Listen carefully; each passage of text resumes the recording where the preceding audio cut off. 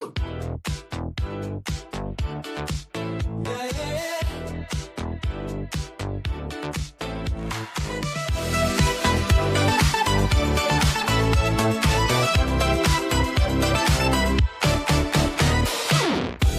disks on the tree like ornaments. Plug in the modem, hear it scream and lament. A 56K choir singing through the phone line. Set a buffer in, better luck next time. Type it up in WordPerfect, save it on A megabyte's enough, what a magical day.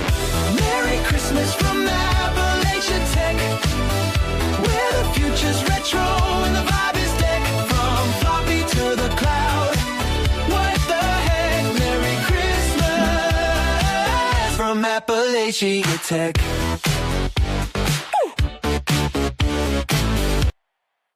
Hello, everybody.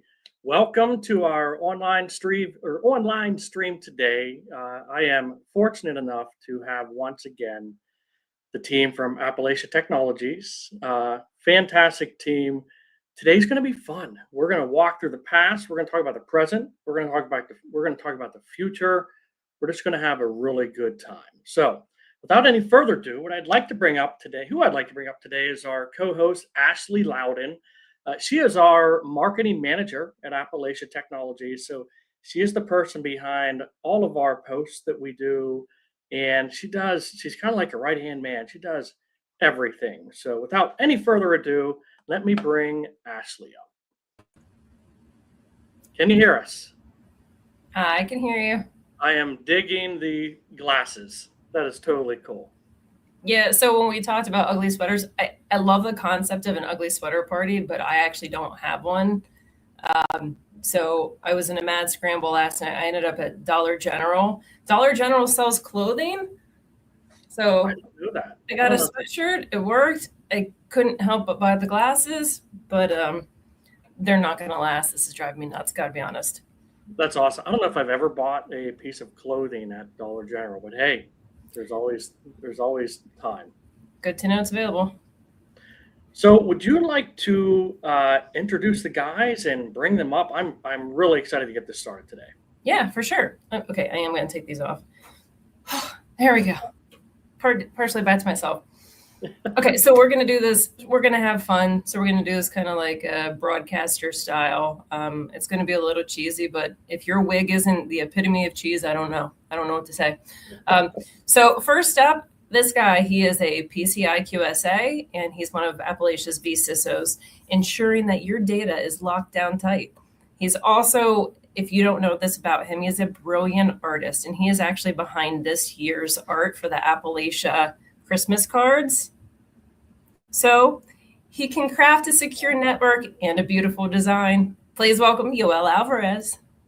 How you doing, Yoel? Oh, you're so kind. See, so if nobody knows, behind Yoel, whenever he's got art, that's his original art. I say that I have a full-time doing cybersecurity pay for my painting job. So it's fun.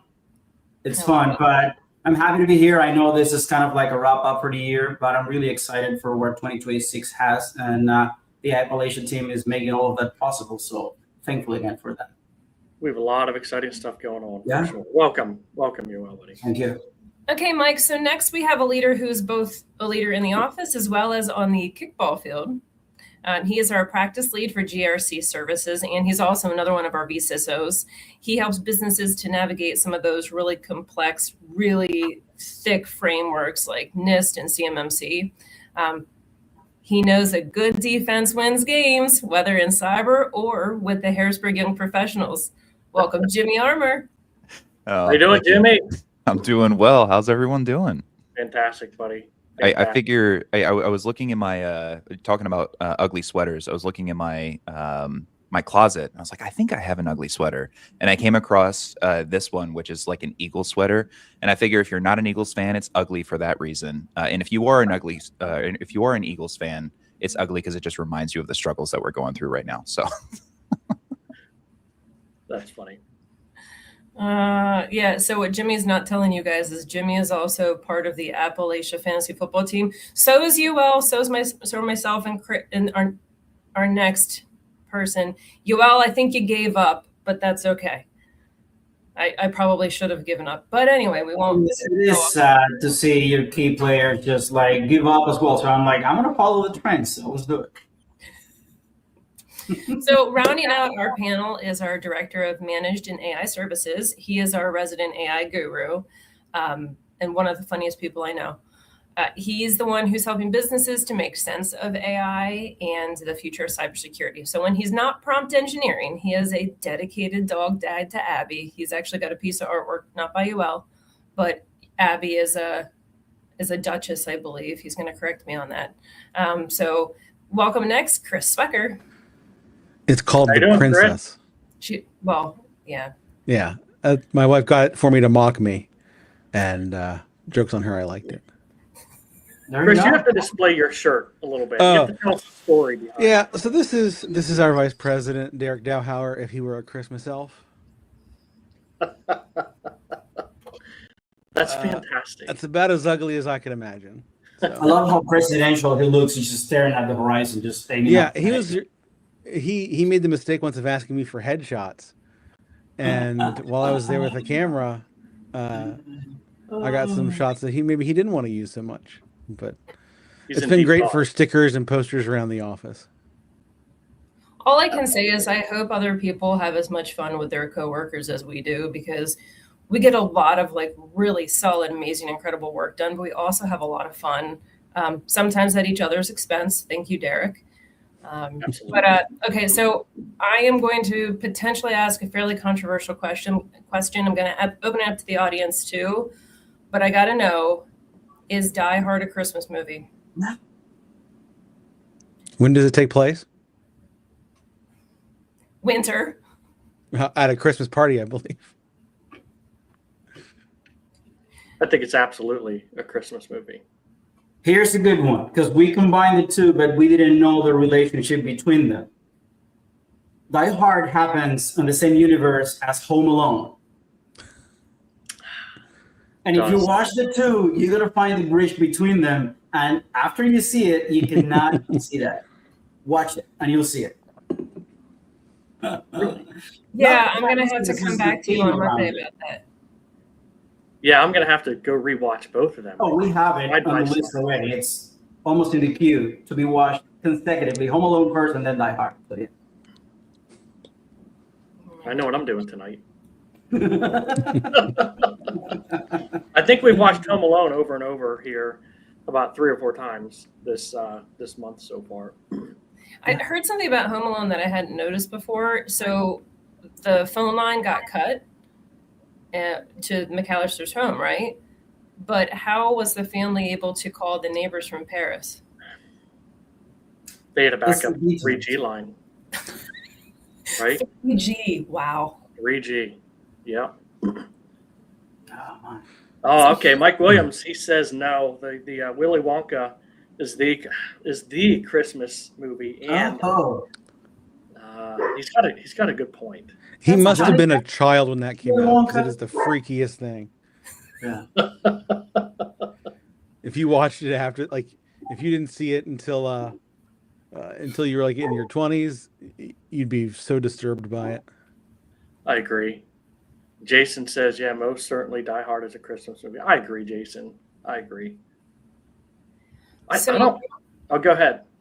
No, sorry. So this is kind of setting a great tone for what this is going to be. We're going to talk about some of the things that we saw in 2025 and how it relates to, our industry and other businesses, but we're also going to look toward 2026. And we just want to have some fun sprinkled in with some jokes and some laughs. So what was the worst tech gift somebody ever gave you? Especially as an adult, because some family member thought, oh, you're into tech, they'll love this. And they were just very misguided. Oh, Yoel's got one right away. I have it because it was lovely to explore. Someone from the family gave me a couple of thumb drives that they just found. And they were like, hey, you can use this. And like, they just And I'm like, where do you find this? Where did this come from? And I had to play with it a little bit. Some of them were legitimate, but some were loaded with like malware and stuff. I'm like, do you connect this to anything that you have at home? No, we wanted to give it to you because we don't have a use for it. But I know you're in IT and stuff, so go for it. And yeah, what a surprise. Yeah, that's a crazy gift. Here's some malware. Never taken security awareness training ever in whatever it is that you do, but it's instant thought. Something breaks, call the IT guy, and then they find these thumb drives. I don't even know where, and they're like, "Hey, this is a gift for you. Here, we don't have a use for them." I think we're like 16 gigs, and one of them was like 32 gigs, and I'm like, "Yeah, that's from a long time ago." Yeah. I think the worst one I got was an Amazon Echo. Nowhere near my network. I don't think so. Like, it came out of good intentions, but no thanks. Yeah. I never got tech gifts. I always got every other year I would get like an empty wallet. Here's an empty wallet for you. And that was my Christmas gift.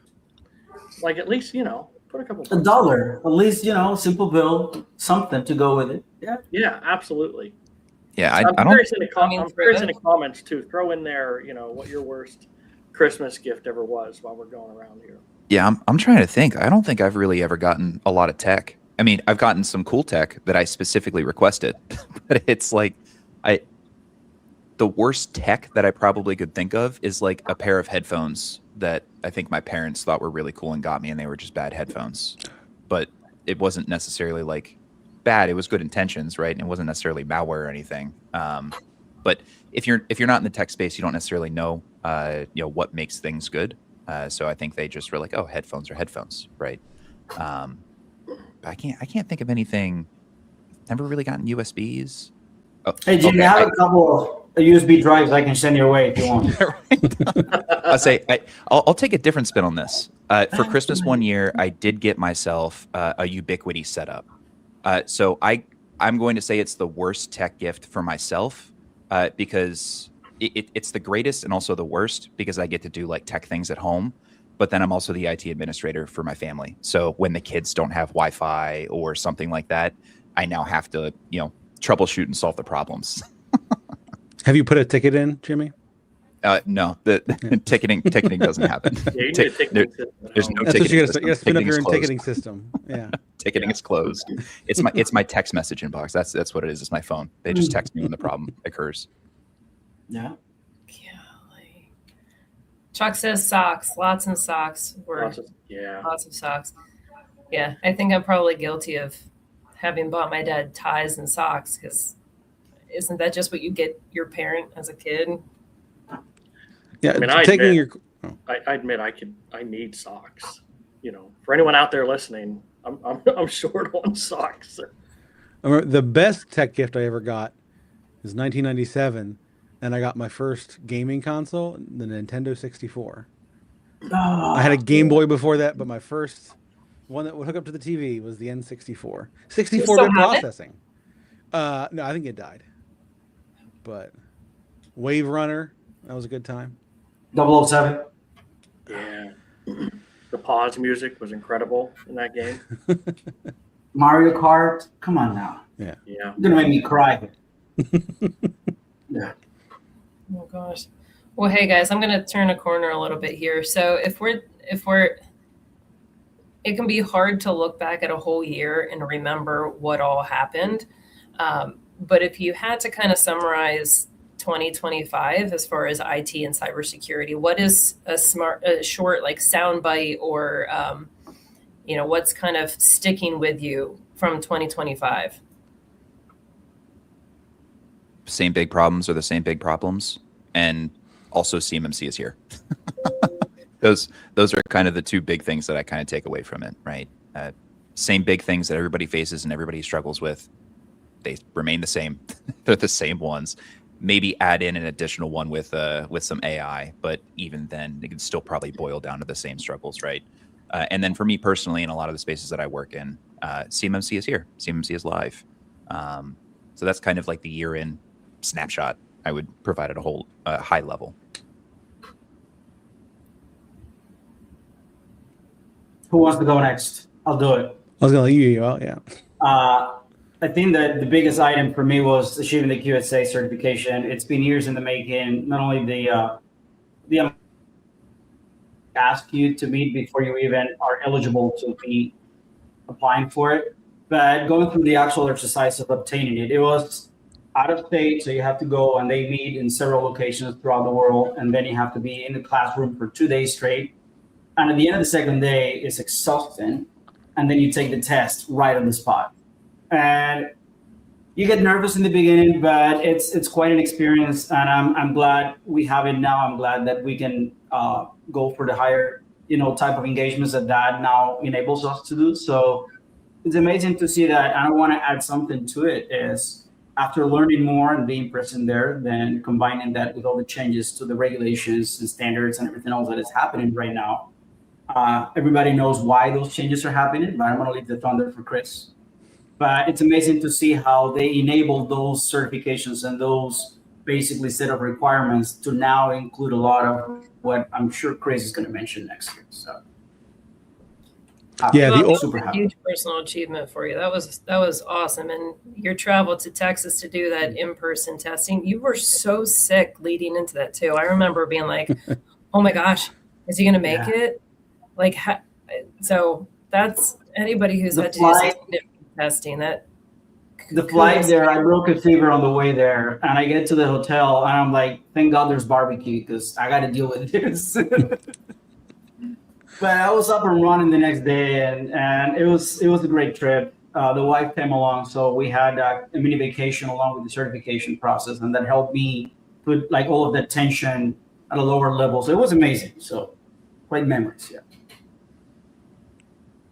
I think the biggest thing that happened for me this year was the Orioles signing Pete Alonso. What's That up, was Mets just fans? like yesterday, wasn't it? Yeah, it's been a quiet couple years on the Orioles front, Jimmy. He had to wait all these days. Oh, We got the polar bear. It's all looking up. We're back. Actually, I did kind of go back to the beginning of the year to see what happened, and then I remembered January of this year was DeepSeek releasing their chatbot, and all of that fun. Everybody was kind of going through the roof about that, and it was big. It was big because they allegedly, at least, did it on much cheaper hardware than we thought you needed. So yeah, the upside is we've seen a lot of progress in smaller models and open source models, stuff you can run locally. There are a lot more open source models now than there were a year ago.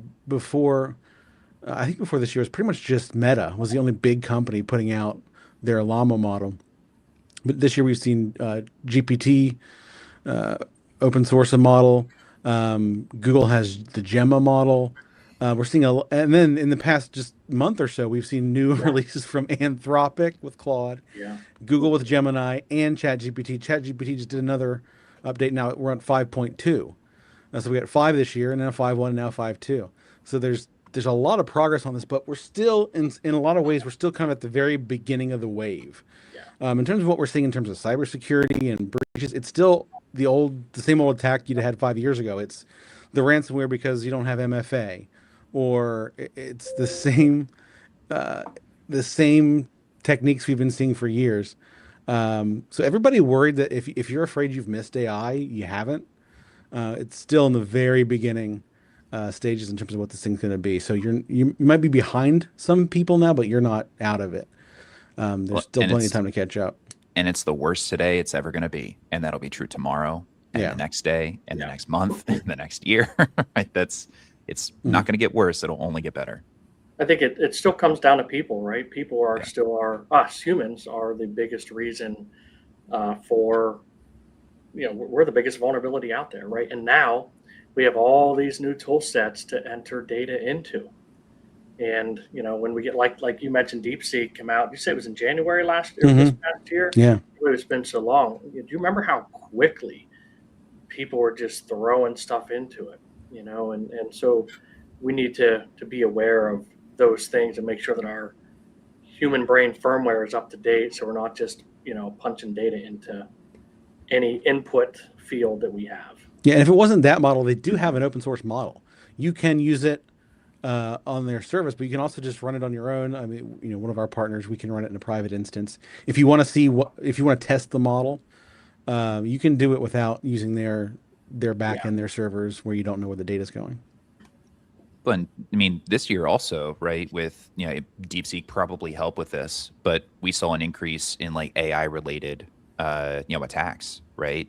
Deep fakes, all that type of stuff utilizing AI in real time.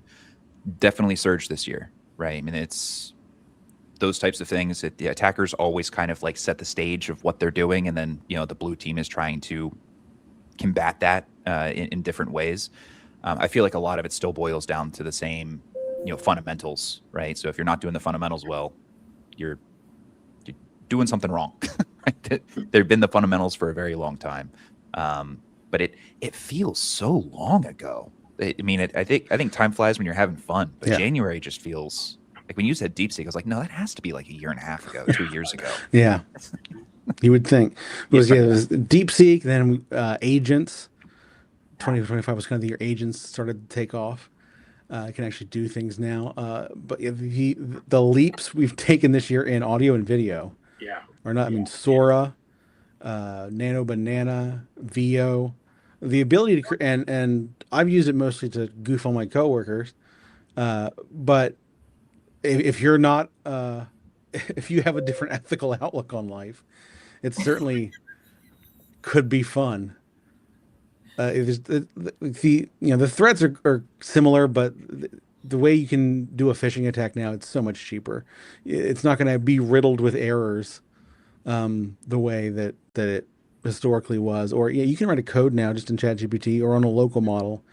AI is certainly changing what cybersecurity looks like, and it's enabling them to attack people better too, because some of these videos that even I know are AI, like it would definitely fool somebody who doesn't know what up to the date is. I'm sure there are times I have been fooled and don't know it.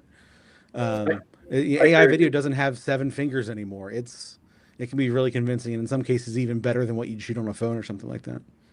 I agree with you, Chris. I think this past year has been the year for generated video and audio. I mean, with Sora, or Sora 2, if any of you have played with that, like it's unreal. And even for imagery, Nano Banana Pro, I mean, it's unreal. You just can't tell. Think about Will Smith eating spaghetti a year and a half ago and what he would look like eating spaghetti now. You feel like you're sitting beside him now. It's crazy, amazing, and it's so easy at this point. I find it interesting because I've got a preteen and a teenager, and I myself like a lot of like visual consumption of things. So it's interesting that people seem to be skeptical of something being real, but also still trusting of watching it and consuming it. Like, I know this might not actually be Will Smith at my dinner table eating spaghetti, but I'm still going to watch it and think that maybe it's legit. Like, it's almost like it feels like there's like this weird erosion of our good initial intuitions. Like, don't get lax with accepting that, it might be fake, but it might actually be worth watching.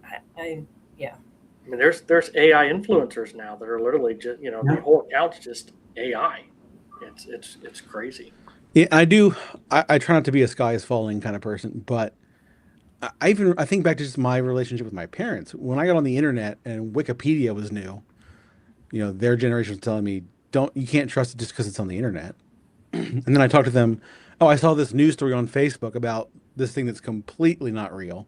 And a lot of times there's a political overtone, there's a social, like it's designed to make you angry and engage on the platform more. Like Facebook doesn't care if you're angry as long as you're still on Facebook. So they've discovered that one of the easiest way to keep you there is to tick you off and show you things that you just, I can't believe that's real. That's so awful. Well, it's not real, but you're still on the app. So they won. So do you know how those AI companies, the Nano Bananas of the world, managed to reduce the power consumption? Now you get the result on 1 or 2 prompts, and that's it. In the past, you had to go through 10 iterations to get something you resembled something of your liking. But now, since you get within a couple prompts a result, you move on to the next. utilization went up, yet power consumption somehow stabilized because the results are as close as possible to what you really wanted out of it. And I'm going to use that to tee off to layer one. Let's go back to the basics. If you remember the noise around electric vehicles not too long ago, say a year and a half ago, where we didn't have a power grid ready for a storm of electric vehicles, and we didn't have enough to power them at home and charge them or the stations. Well, no one is saying that about AI because AI is kind of paying for it to an extent, and they consume more electricity than all of the electric cars combined, those data centers. So you see the shift in attention because not everybody buys an electric vehicle, yet most people in tech and outside of tech today do use AI to an extent. So it is interesting to see how that dynamic is playing out, but I think 2026 is going to be interesting, to say the least, around that. Do you think, Yoel, we're headed for an AI crash? I mean, there's a bubble, definitely. And I think the biggest item around it is how many people are like the fear of missing out and outputting something that shouldn't. Before you release a version or something open for a lot of people to play with it, I think that the risk assessment behind it has not been fully flushed. And people are just like bringing things to the market. And again, it has impacts depending on your region, depending on the use case or the industry. But I think it's a matter of time before some of it has, I don't want to say a pop on the bubble, but here's the thing. We haven't seen plenty of lawsuits around AI use in general. Companies being threatened by this, companies going out of business, entire industries being affected by a large provider being out of business. But with the flow of information towards what these AI models are using, I think it's only a matter of time before we see some massive lawsuits, especially from the private side towards companies, not on the government level. But I think that's when it popped. Some of that, I want to say, not well-polished products out in the market today. There have been a lot of stories about, I know there was a note taker app that admitted the first couple of years they were just hopping on calls with humans and taking notes and calling it AI. There's been it's certainly overheated in the sense of venture capital throwing way too much money at businesses that have no chance of being viable because they slapped AI in the title, or people playing fast and loose with security. The biggest lawsuit this year was the New York Times and OpenAI. And OpenAI, which is still not making money, by the way, like they're gonna have to figure out how to monetize at some point. So now we're hearing about ads coming, probably to Gemini and ChatGPT next year. So there will be ad tech introduced into it. That'll be fun for everybody. Hopefully it stays on the free tiers, and so if you're paying for it, you can opt out of that experience. But it's about to get a whole lot more complicated for sure. I'm not sure anybody knows for sure which direction it's going to be in yet, but there are gonna be a lot of new wrinkles next year with some of this new tech that is just moving so much faster than the law and judges can keep up with. We're gonna see some snafus here and there. Yeah, that'll be interesting.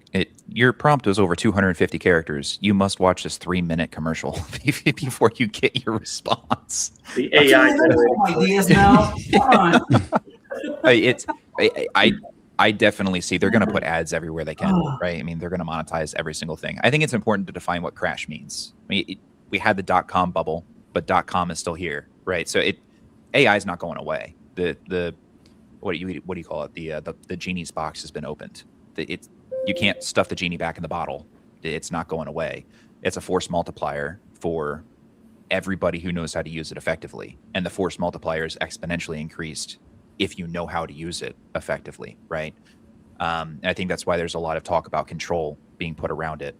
But I don't see it necessarily going away completely. There's definitely, I think we'll get to the point where there will be the few remaining, the few stalwarts that are remaining.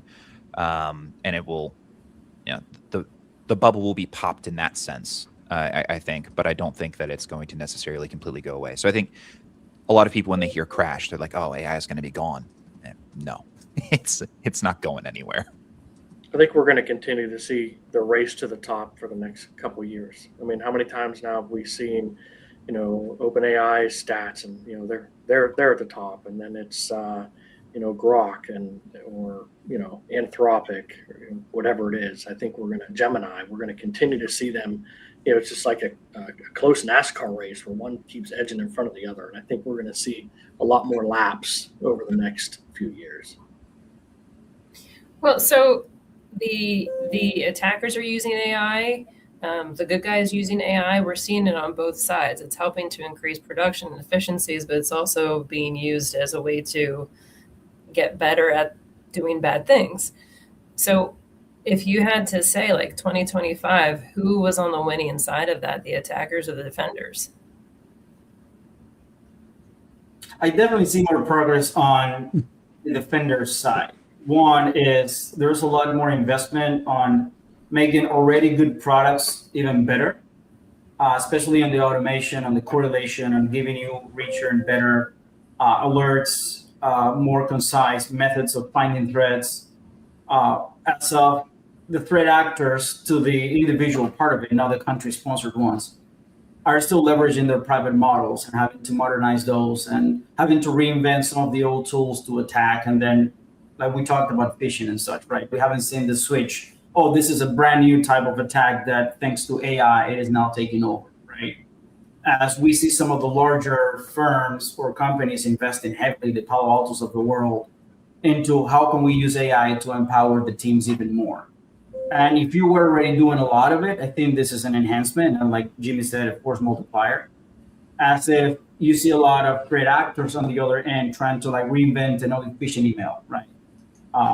Will that balance out in the near future? Probably, but we all know where the money's really going, and it's invested on these tools to gain more of a percentage of the market that they are today. So, and that's my thoughts. I didn't read this anywhere. I think for me, I think it's hard to pick a winner. Because I think there's a couple of different markets, in the general sphere, right? There's, you obviously have the enterprise market, large market, there's overlap there, the medium market, SMB market. And then you have the organizations that just don't care at all, and they can be below the SMB market, even though they would technically be inside of it. I think it's really hard to pick a winner or a loser. I think there's pros and cons on both sides. You definitely have the blue team side. It's the force multiplier, right? The amount of data that can be ingested and looked at, pattern finding, all that type of stuff. It's allowed the blue team to be able to see a lot more stuff and make a lot more decisions and do a lot more correlation pretty quickly. But we've seen that trend over the past couple of years already, so it's just kind of increased the pace at that. The red team side, the amount of fake stuff, we're here right now. We're publishing this to however many people are watching at the moment, right? But they could be recording this and then saying, "Oh, well, here's sound bites of Mike's voice, Ashley's voice, Yoel's voice, Chris's voice, Jimmy's voice." They could throw that into AI, and then they could call somebody in Appalachia. Not giving anybody any ideas, but they could call people in Appalachia and then act as one of us to ask them to do certain things, right? Different people's voice have different weights. There's a lot of improvements on that side from the red team and the attacker side. So I think it's hard to pick a winner necessarily when I see both sides doing good things for them or wins for them from an AI perspective. It's hard to know exactly which side is specifically winning, but seeing some of the big breaches and the malware that morphs very quickly because AI can detect what type of security solutions are in place and be able to quickly change the code and change what it's doing because of different security, different places. The pace and speed at which it can do what a human can't is pretty insane. So I would probably edge to say the attacker side personally, but I think it's really hard to call. I think it's just really difficult to say. Yeah, I think it's a cat and mouse game, and so the red team's always going to be a little ahead. We're still getting owned on a lot of stuff that was a problem before AI. So AI will help you maybe with a more advanced target, but a lot of people are still using password one as their password.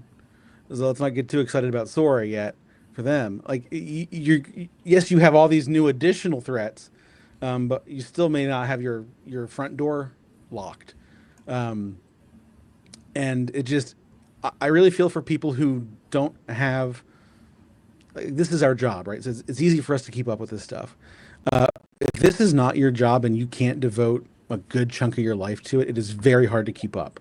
Like when I try to explain this stuff to my parents or my family members who don't work in technology, it's very difficult to catch them up on the past 2, 3, 4 years of what's happened. Well, I saw this video of this thing happening and it looked really good. I mean, it really did, and it never happened.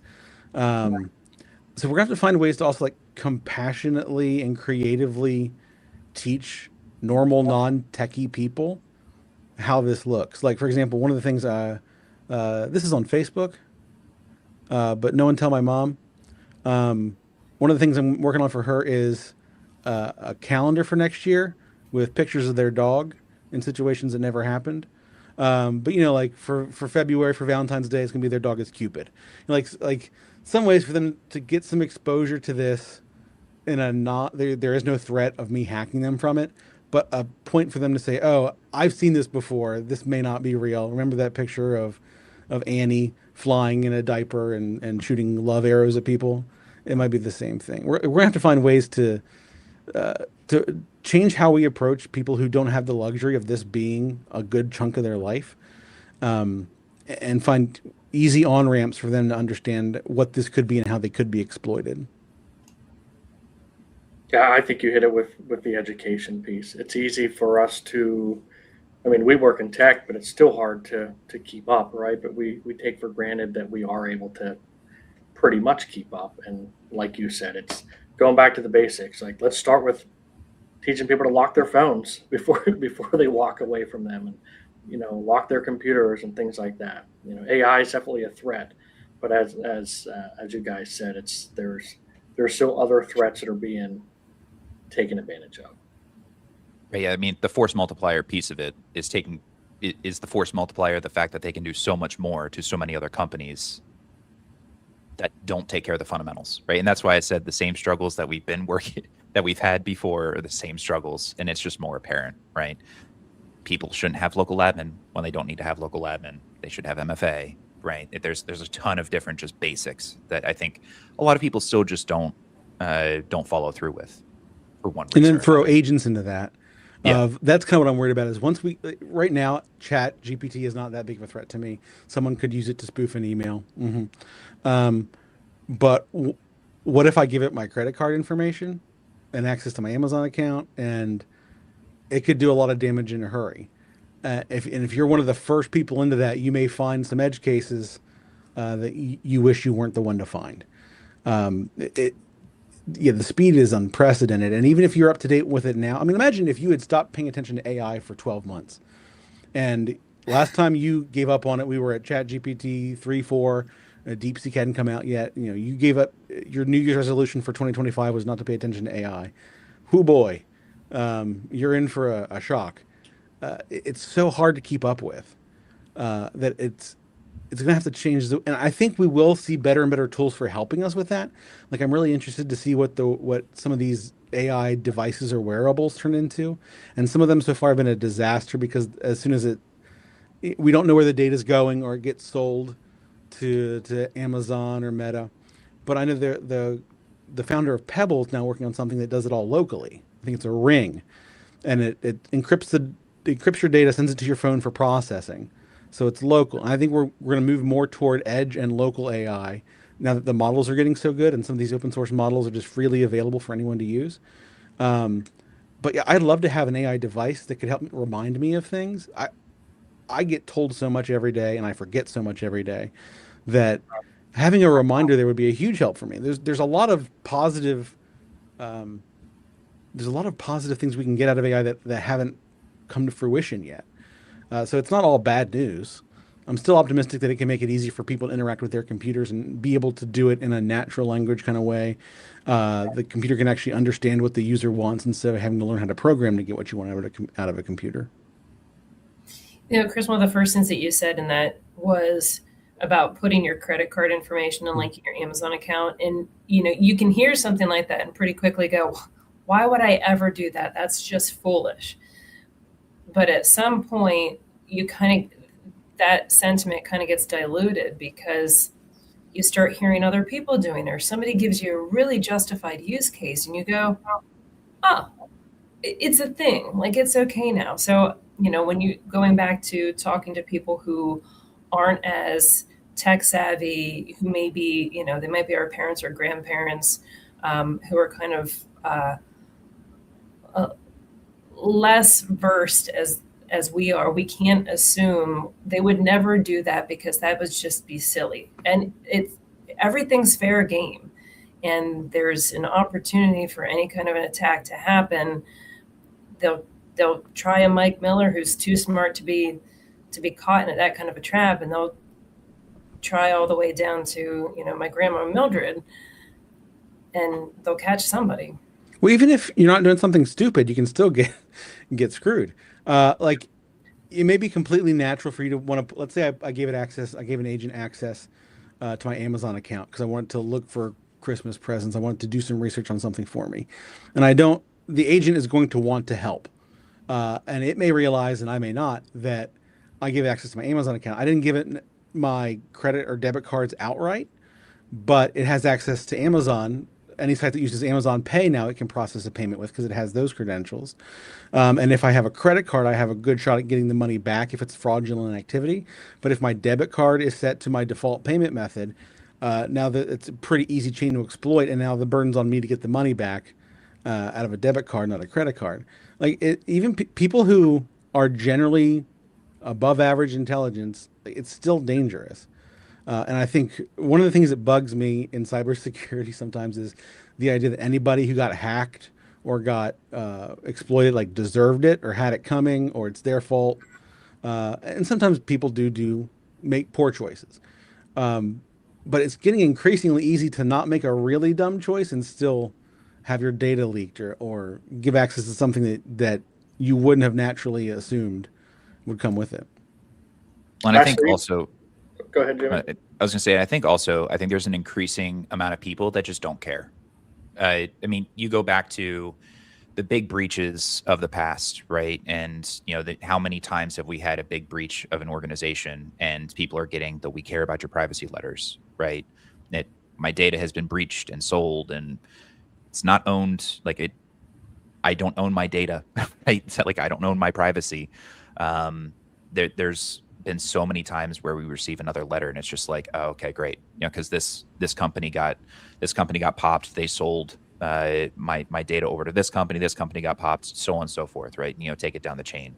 I think there's an increasing amount of people that just are tired of hearing about it, because they just think whatever they're going to do, something is going to happen anyway.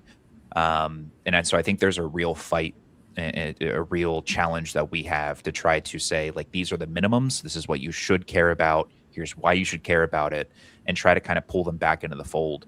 I have family members, when you talk to them, it's just like, why would I care? Right? Like, if they don't get it from me, they're going to get it from any of the other companies that have bought and sold and, own my data, multiple times over. So I think that's going to be an increasing problem. Moving into 2026 and moving into the next few years, I think there are going to be an increasing amount of people that just care less and less, just from a personal perspective, right? Just care less and less about their data and their privacy, because it's so easy just to sign the things away for convenience sake. And then they sell all of that data and everything's trained on it and all that type of stuff, right? It's already known, it's already out there. Why should I care? I think that's a big problem that we're going to have to start paying attention to and fighting, over the next few years or, and decades, right? Because it's just going to get easier. Mike, after you were going to say there. I was just going to kind of piggytail off what Ashley said earlier. I think you made a really good point as far as, things might seem sketchy at first, but, sometimes we look around and think, man, everybody else is doing it. I'm the only one that's not. So then all of a sudden that becomes the norm. And just because everyone else is doing something doesn't mean that it's right, And I had to chuckle to myself here. I remember it was a couple months ago, I ran across I forget what year it was, but I believe Burger King was one of the first retail or food places to take a debit card or a credit card. And it was actually, I think it was a news story. And I remember them interviewing people saying, that's so silly. I'm never going to use a card to pay for something. That's going to go away. But things don't always go away. And so it just kind of tells you the story of where we've come from. Because years ago, we didn't even use cards. Mike, I was going to use Jimmy's comment, but you're a perfect tee off of my comment that I was going to make anyway. Some of these technologies are not being developed for us. They're being developed for the next generation. In the same way you have elders still pay with a check, and you see that as like, that's silly. Why don't you have a credit card? And then you have closer to us as people paying cash, and I'm like, I don't carry cash. So is it safe to say that those that basically don't care are going to be the ones that are going to be using this to the full extent? We're going to be questioning this until we're not here anymore. But I see a lot of the use cases for this technology, AI or not, being developed for the next generations. So, and that's such a good point too, just from the view of the generations. Like I can remember, I think I was talking with my dad about this, and my parents, like they paid with a lot of stuff with cash, right? And they budgeted and used cash. Me, I view cash as like free money, right? Because it's outside of my tools to track all the spending and budgeting and everything.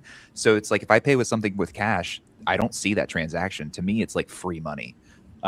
It's just it, but other generations don't view it that way. It's such an interesting way to look at it from a generational perspective. So you make a really good point, Yoel. I'm kind of interested to see how the next generation is going to look at leverage and what the tools are going to do for them, because we're kind of seeing all of this grow, and it kind of, I think for like our generation, right, we saw the internet start. We were part of that whole like trials and tribulations and seeing how the problems with the internet and growing up with it, right? And we're also seeing this, and the generations that are coming up, they never knew a time without the internet. I can still remember rotary phones.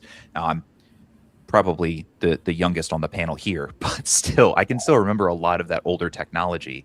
And I'm sure there's other people, especially in the crowd, where they're going like, I can remember even further back. And it's like just seeing how fast and how far we've come in such a short amount of time.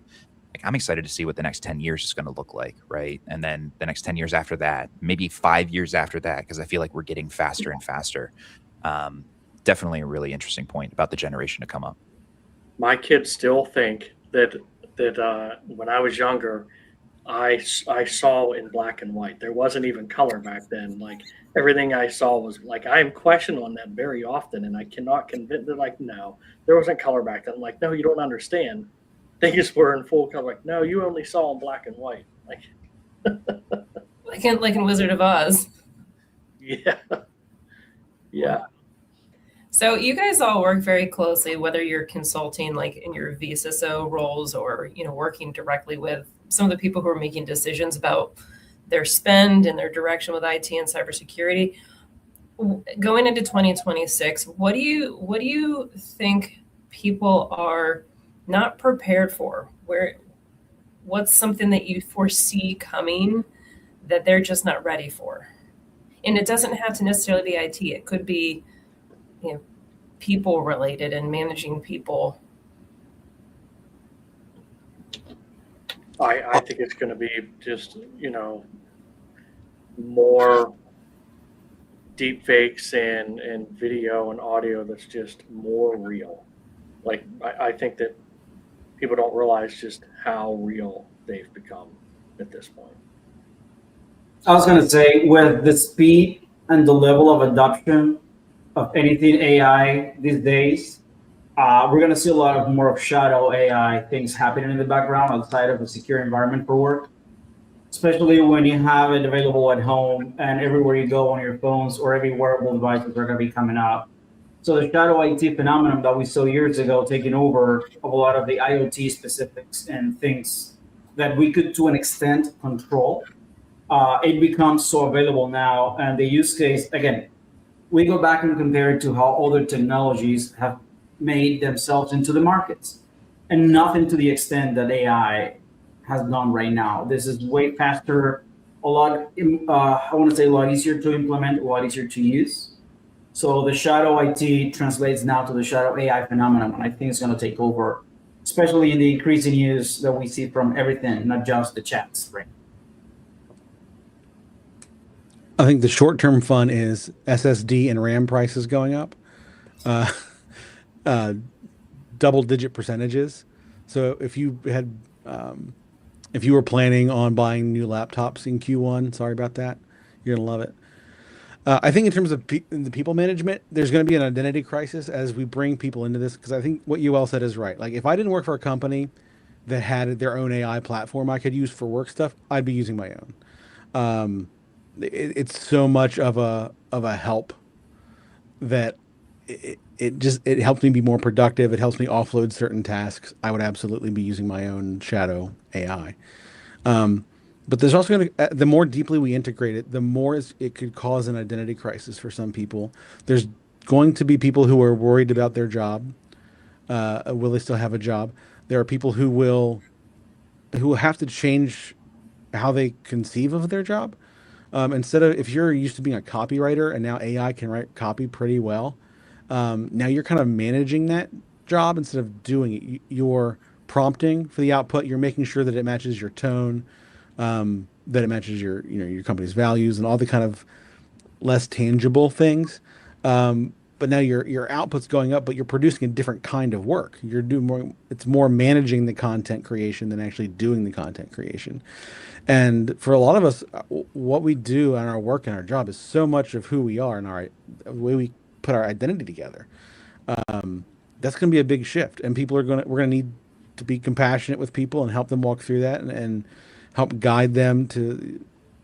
It's going to be an adjustment for everybody, and sadly, there will be jobs that go away, and hopefully, there are new jobs that are created because of AI. It probably won't balance out, but there's going to be new opportunities and new things you want to do, and we're all going to have the chance to really reevaluate what we do and what makes us happy, what we like about it, and what we'd rather just have an AI bot do because it's not what gets us up in the morning. Yeah, I think for me, kind of keeping on that same train, I think prompt hijacking or something like that. A lot of people are trying to adopt AI or have shadow AI being used, right? I think breaches of those AI platforms. I think that's going to be something that is going to come next year, right? We've kind of seen it a little bit. We've heard about it. The security researchers are doing it. I'm scared of what's going to come probably next year, of when that's actually going to be live. And yeah, Mitch makes a really good point in terms of people getting comfortable with that AI processing. I still think, right? I still use some AI on day to day just to like test and like do a whole bunch of like personal stuff.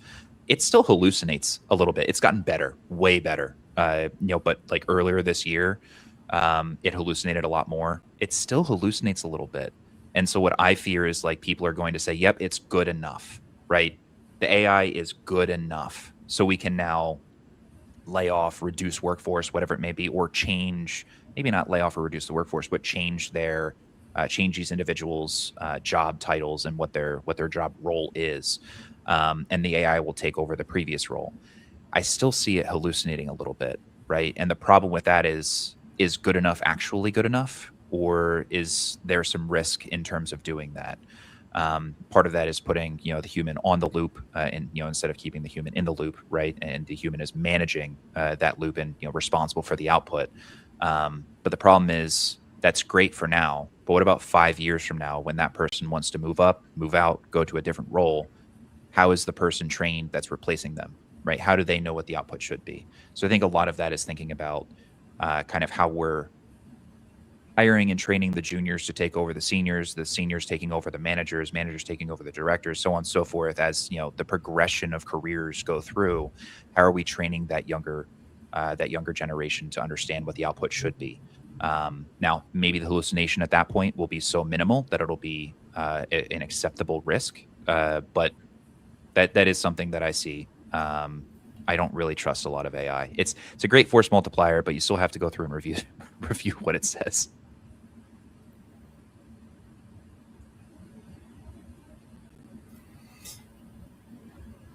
Anybody else want to take a swing at what Mitch has got? Well, I'm hoping this year we see some actual AI tools to help us fight it. So far, this is where one of the areas where I think the attackers have had a head start. It's way easier to maliciously use AI to generate deep fakes, voice fakes, that kind of stuff. we're going to have to some of the solution to it will be policy human based. It's going to happen in meat space, and I hope that some of these tools that have been claiming they're using AI to fight this will actually start. Uh, a lot of it has been kind of tacked on, not really well integrated, not really well thought out all the time. So I'm hopeful that now that we've had a little bit of time to kind of catch up, that some of those vendors and tools will progress a little bit, and there's certainly room for new vendors. A lot of existing vendors are so slow to integrate this and to do it well. There's a huge opportunity for smaller startups to absolutely blow right past them.